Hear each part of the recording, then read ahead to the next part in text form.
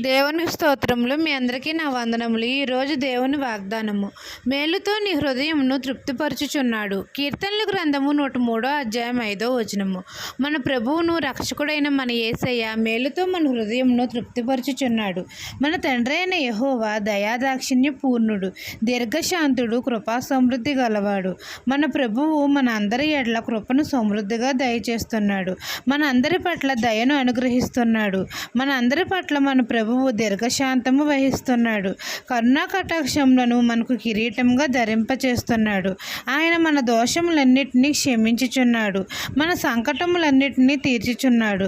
మన ప్రభువు మనల్ని సమాధిలో నుండి మన ప్రాణమును విమోచించుచున్నాడు.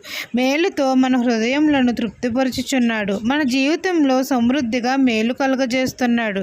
పక్షిరాజు యవ్వనము వలె మనము యవ్వనము క్రొత్తదగునట్లు చేయుచున్నాడు. అనేకమైన మేలులతో మన హృదయాలను తృప్తిపరుస్తున్నాడు.